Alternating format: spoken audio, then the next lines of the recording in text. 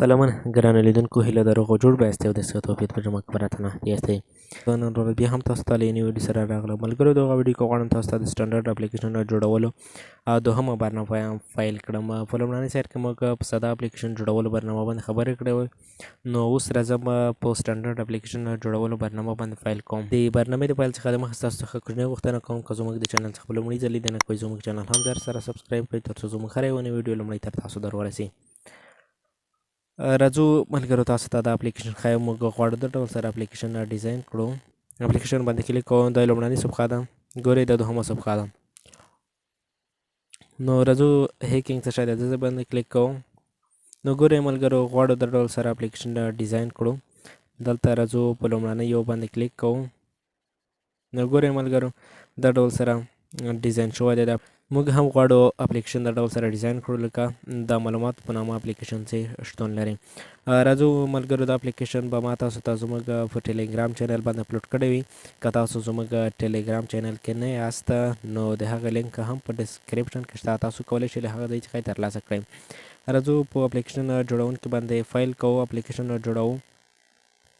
نو ستاسو څخه په لومړني سر کې بیا هم غوښتنه کوم نور ملګرو ته هم دا برنامه ولیږئ تر څو هغوی هم ترې برخمن شي. راځو د اپلیکیشن باندې کلیک کوو.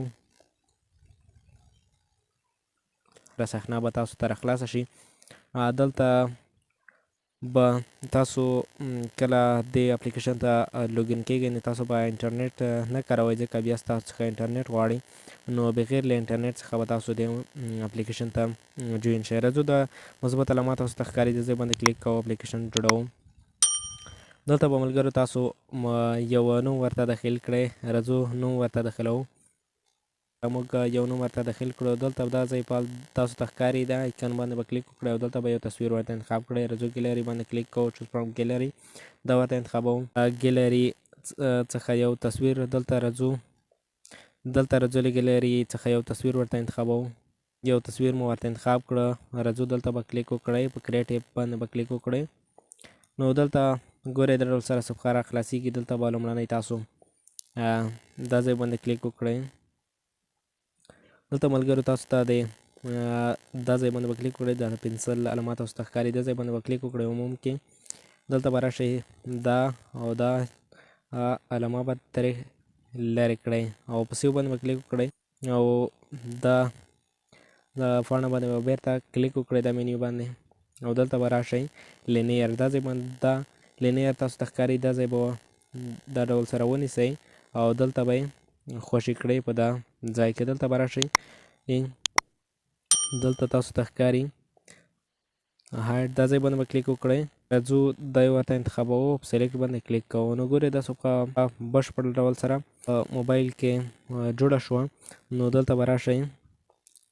دا ځای باندې تاسو ته ښکاري اورینټیشن. دا ځای باندې به کلیک وکړئ. دلته به ورټیکل ورته انتخاب کړئ. نو ګورئ دلته به لاندې راشئ. ایمیج ویو دا یو به ورته انتخاب کړئ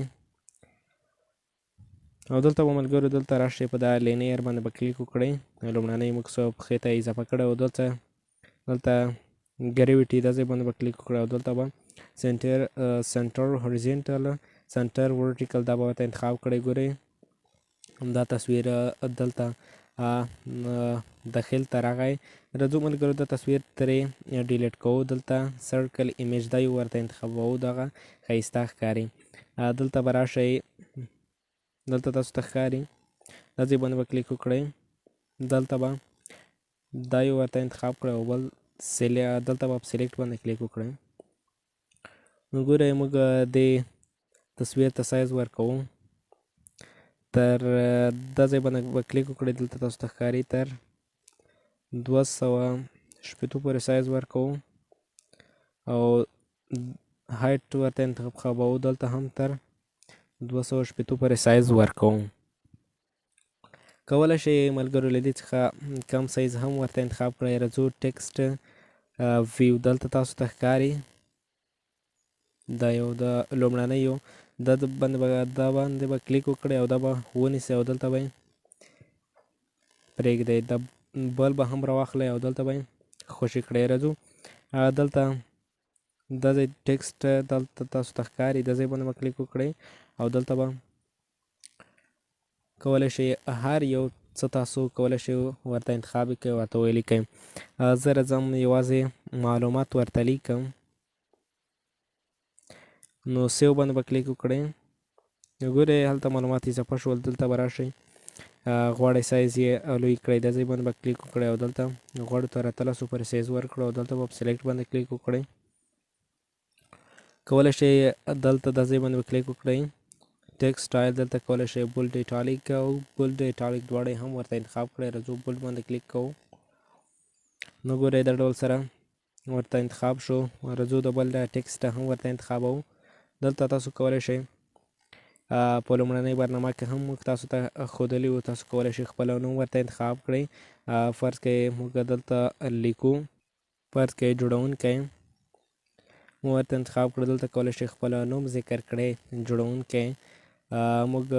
زه خپله د چینل نوم ورته ذکر کوم. ګورئ دلته په سیو باندې به کلیک وکړئ، موږ خپل نوم ورته اضافه کړو. نو تاسو هم کولی شئ دې ته هم سایز ورکړئ. راځو دا ځای باندې کلیک کوو او دا ته هم بولډ انتخابوو او سلیکټ باندې کلیک کوو. کولی شئ ملګرو دا هلته یو رنګ هم ورته انتخاب کړئ.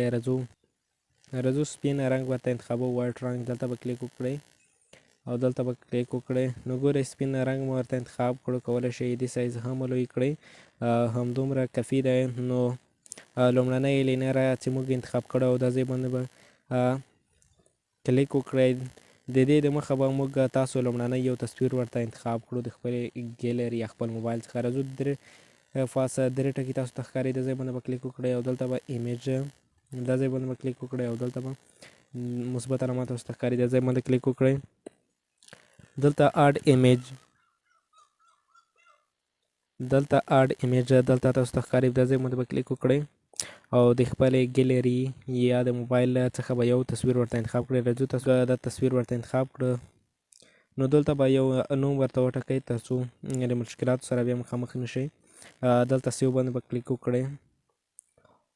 راځو یو بل تصویر هم ورته انتخابوو.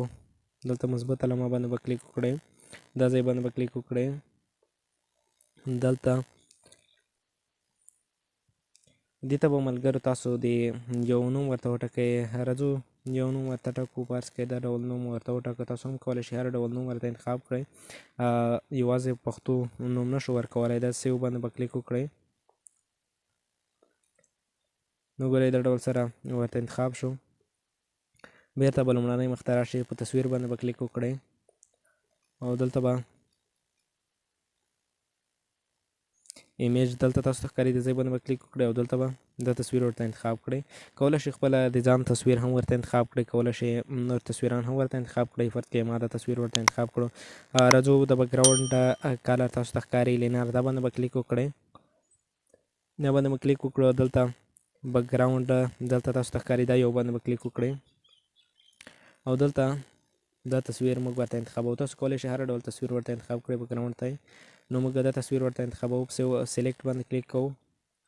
نو ګورئ ملګرو دلته موږ جوړونکي ته یو بل رنګ ټاکو، ځکه دلته نه لیدل کېږي او سایز یې هم یو تر 1400 سایز ورته ټاکو او سلیکټ باندې کلیک کوو. دلته به راشئ ټیکسټ کالر، دا ځای باندې به کلیک وکړئ او دلته یو رنګ ورته انتخابوو.